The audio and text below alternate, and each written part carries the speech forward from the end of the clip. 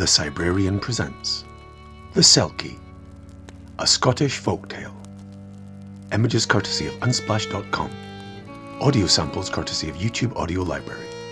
Suitable for all ages.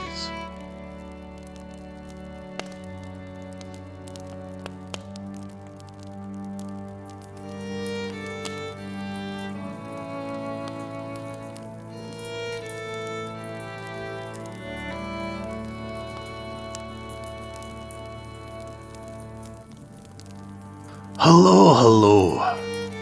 Now if you come here regular, you know we've spoken of the bogle, a right wee trickster, and the kelpie, a scary beast indeed.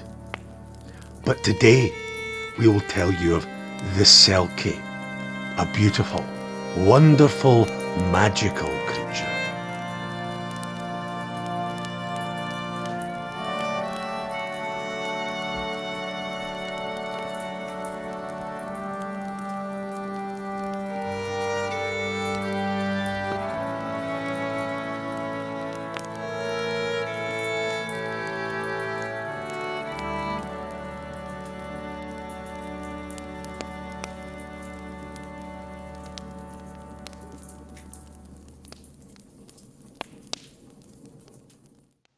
Now the Selkie is a curious beast of Scotland, for they can change shape between a seal and a human by shedding and replacing their skin.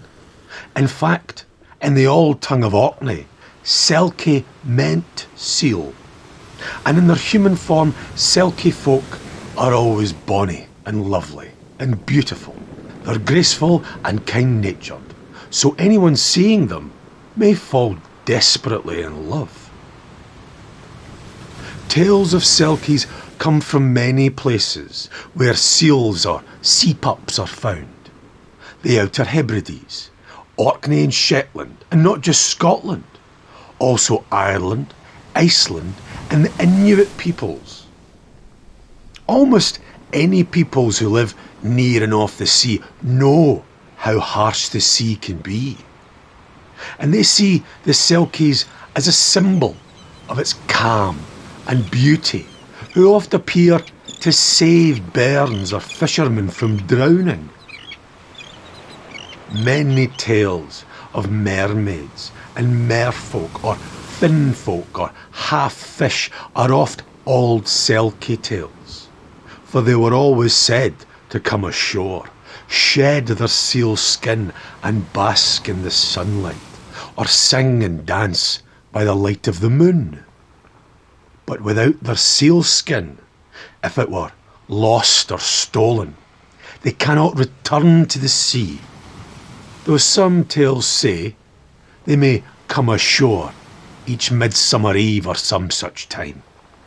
And many a tale is told of a beautiful Selkie dancing on the land, so entrances young men that they would go looking for to steal the Selkie's seal skin, so the Selkie maiden may be human forever, and the young man may take her as his wife. And it is for the Selkie the superstition arose that if ye killed a seal, great misfortune would befall ye. But we shall tell you a Selkie's tale today. Now the folk of the sea, and by that I do not mean folk who live on the sea on boats, or folk who live by the sea in villages, or even folk who live off the sea like fishermen. I mean people of the sea, who are born and live beneath its waves. And of them there was a laird and his quine, and they lived happily and had many beautiful children. The bairns under the sea would spend all day frolicking among coral gardens and hiding and chasing through waving leaves of seaweed. Their lives were full of singing and laughter. But on one fateful day, the quine of the sea fell under a dreadful cursed illness, and nothing anyone could do would save her, and she passed away. Now the laird of the sea and his children were bereft. The bairns missed their mother's comforting arms and her gentle voice singing them to sleep. But no longer could the singing or laughter be heard in the coral caves and gardens. Now, despite his sorrow, the king felt it his duty to remarry and provide his bairns with a new mother. But a sea hag, an ugly old thing, twisted through years of bitter jealousy, hated the beautiful sea folk and fancied the opportunity to become their queen and rule over all who had given her such strife. Now by the sea hag's glamour she entranced the laird and convinced him to marry her, and she could exact her jealousy and bitterness over the sea children, for they were lovely and it sickened her, until she cast a spell on the wee bairns, turning them all into seals, cursing them never again to live in the kingdom, but to swim as seals forevermore in the ocean, apart from one day a year that they could shed their skin and take their true form on land. Only on land. But this was a step too far, and the enchantment that the laird was under was not strong enough to abate his fury at this. And he banished his wife, the sea hag, to a cave in the darkest depths of the ocean. But no one could reverse the magic she had done. So the seals swam, and can often be found frolicking and singing near the coast among the shallows, as was the nature of the bairns. Now, one day, many years later, a tired young fisherman was going home along a wee coast path to his 2 young children, his wains. He, alas, was recently widowed and was struggling to bring up his children alone. The fisherman had to go to sea to try and earn to keep his children and his family, and had no choice but to leave his children at home alone when he did so. And whilst walking home this night, he happened upon a seal skin discarded on the rocks. The fisherman touched it, and he felt the fine, silky pelt. And he thought what a fine price it would fetch, enough to allow him to pay an old dear to look after his wee bairns while he was at sea.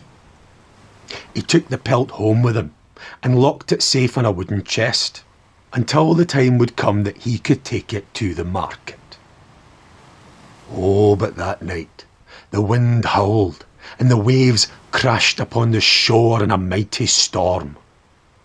The fisherman was huddled with his 2 wains beside the fire, telling them a story to settle them, when they heard a faint knock at the door. On opening the door, the fisherman was faced with the most beautiful woman he had ever seen. All she had was an old sack wrapped round her, and her hair was wild and knotted with seaweed, and she collapsed, sobbing, through the door and near passed out with exhaustion in his arms.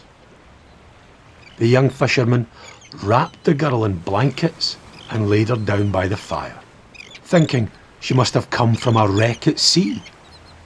On waking the next morning, the fisherman and his 2 bairns found the girl sitting by the fire cooking porridge. She was terribly grateful to the fisherman for letting her into his home, but could not tell him where she had come from, just that she had nowhere to go. The fisherman, enchanted by the young woman's loveliness, said she may stay until she felt herself again. And so she did, for she was a Selkie, and without her sealskin she could not return to the sea. So days passed, weeks passed, and the young woman kept the house, cooked the meals, and cared for the children. And in the evening, the fisherman would come back from his fishing and tell stories, and the young woman would sing to the bairns. The Selkie grew fond of the fisherman's children. They reminded her of her own brothers and sisters, and laughter returned to her life once more. And as time passed, the fisherman fell deeper and deeper in love with the young woman, until one day he asked her to marry him. Although she longed for the sea, the Selkie had no way of returning there without her skin. And so enchanted was the fisherman with the Selkie that he had completely forgotten about it locked safe in his chest. And she did find happiness with the fisherman and his family, so she agreed to marry him. They were married and had children of their own, and lived together in the wee cottage for years. But one winter's morning, the wind and the waves had been building all night, and it was sure that a storm was coming. And the fisherman readied himself for a day on his wee boat. The Selkie couldn't believe her husband was heading out in this weather, but he would not listen to her pleas, insisting he knew how to read the weather after so many years on the sea, and that there was no danger, for the storm would pass further south. And so he set off, and the winds did grow stronger, and the waves more vicious, and the little cottage was battered by the storm. And a sudden icy blast shook the roof, where a small rusty key dropped from a hiding place in the eaves and bounced onto the floor.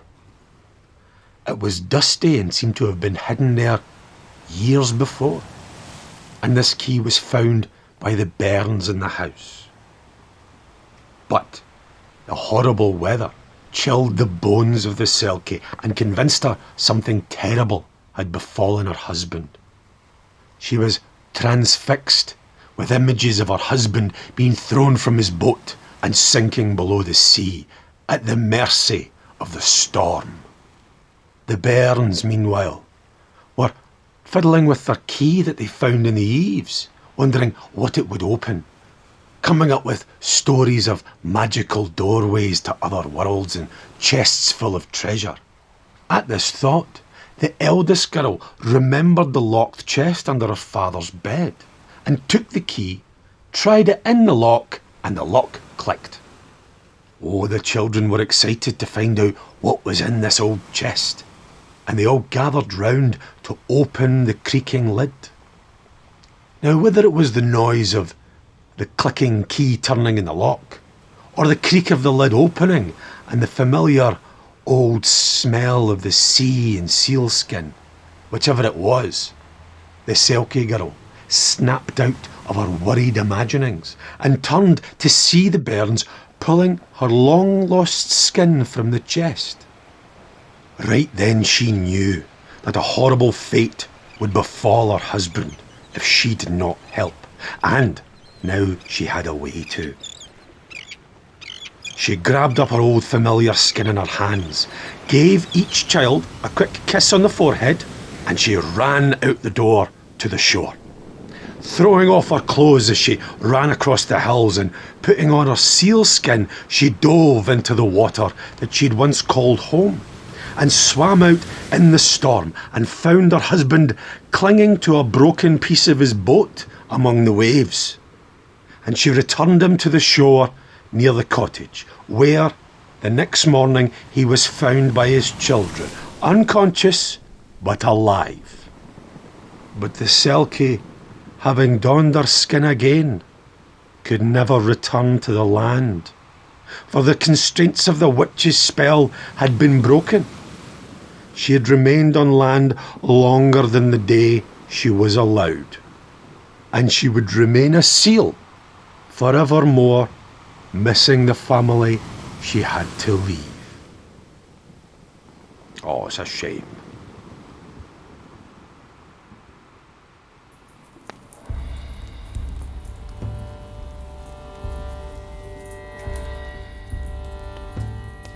Well, we wish you the best of this season, and luck that you may find a Selkie someday.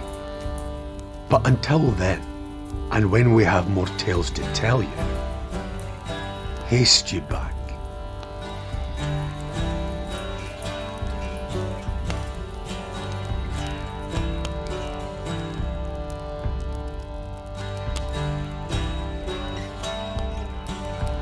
Thank you for listening.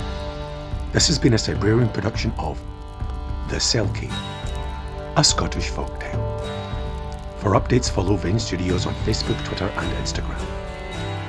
Images courtesy of unsplash.com. Audio samples courtesy of YouTube Audio Library. Please like, comment, share, subscribe, and hit the notification bell of the Cybrarian YouTube channel. And if you're feeling generous, buy us a coffee to support our work.